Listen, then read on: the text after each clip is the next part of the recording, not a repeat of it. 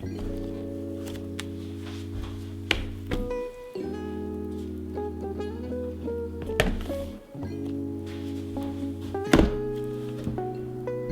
guys, and welcome back to my channel. If you're new here, my name is Chantel, and today I wanted to unbox the new iPad Air 5 and set it up with you.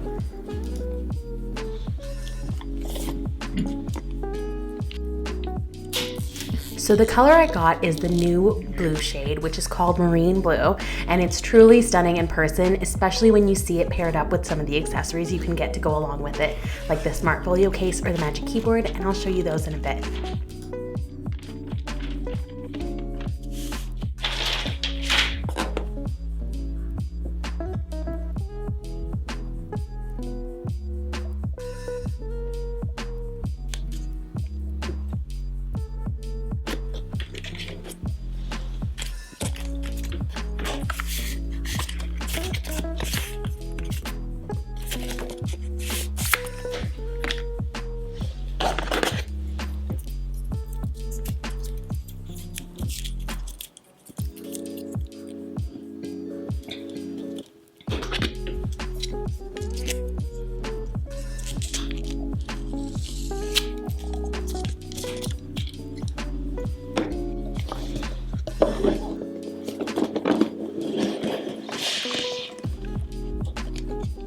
The iPad Air pairs with the Apple Pencil Generation 2. It charges and stores on the edge of the device like the Pro models. This is one of my favorite features of this design. If you store it this way, your pencil is always charged when you're ready to use it.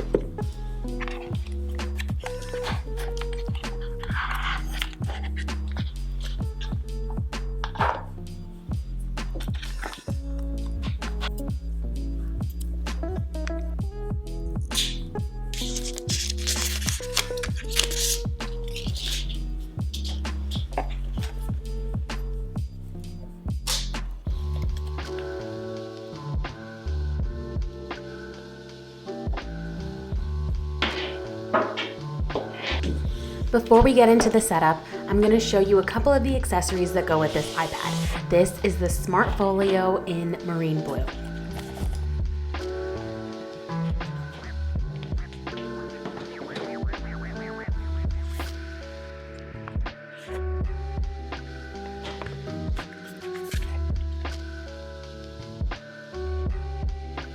I love the slim profile of the Smart Folio cases, especially with the colorful iPads, so you can see some of the iPad edges.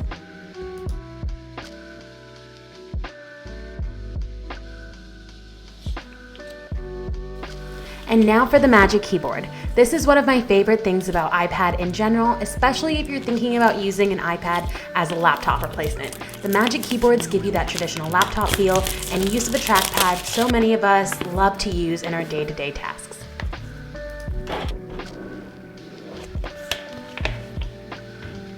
The awesome thing about Magic Keyboards in particular are there are no settings or adapters that you have to mess with. You just snap on your iPad and you can go ahead and use it. I love to use all sorts of keyboards with all of my devices, but I return to the Magic Keyboard every single time with iPad because of this super convenient feature.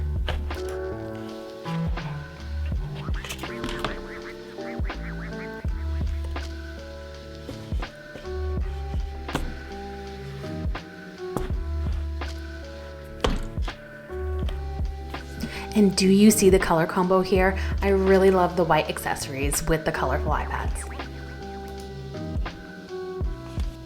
All right, on to the setup. I'm just gonna breeze through the initial setup so we can get to the fun customization part, but I wanted to bring attention to the Touch ID feature you get with iPad Air.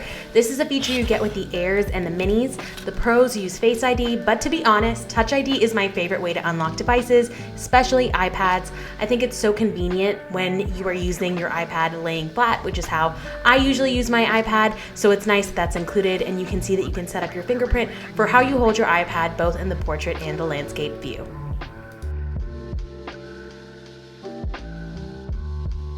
And now onto the setup. I'm switching out my wallpaper first. I just customized an easy Canva template here. Wanted to go for a different vibe since I'm using the blue iPad. I go in and adjust the image a few times to get it to fit my layout. Since I use my iPad primarily in the landscape orientation, I usually use a wallpaper designed that way.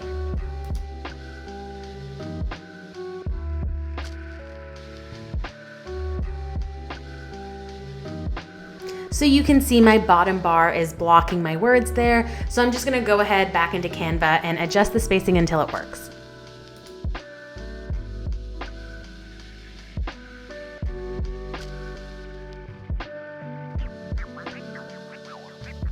Now I'm just going into Pinterest to save some photos to change out the widgets that I'm currently using.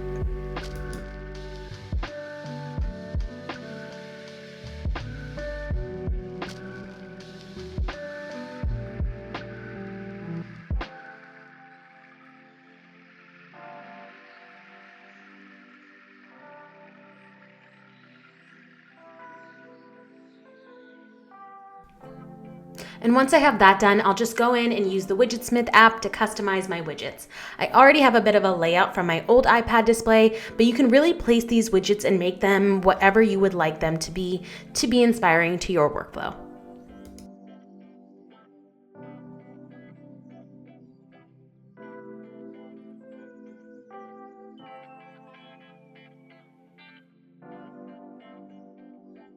And now since I got rid of my large widget, I thought I would try the file widget. This is a kind of large widget, to be honest, that displays your most recent iCloud files, which could definitely be handy to have access to. You've got all sorts of options for widgets here, so I definitely suggest playing around with them, knowing that nothing is permanent and you can switch things around to best suit your needs. And now that I'm set up, I couldn't resist going in and testing the GoodNotes app first. I'm just dragging a sticker using the split screen feature into one of my planners. So far, at the time of editing this video, I'm very impressed with the new iPad Air. I'm not surprised at how well it functions. When you look at the upgrades they've given it, this iPad has the M1 chip in it that is the same as what you have in the iPad Pros, and its size is quite similar to the iPad Pro 11-inch. This could be a really great option for someone who is considering adding an iPad to their setup or looking to upgrade from a standard iPad or an iPad mini. The user experience is so similar to using my iPad Pro 11-inch. That being said, if you'd like a full review of the new iPad Air, let me know down below because I'm definitely going to put it to the test over the next few days. Leave any questions you have down below. Thank you so much for watching. Please like and subscribe if you enjoyed this video. It helps me continue to create content and helps out this small channel more than you know. See you next week.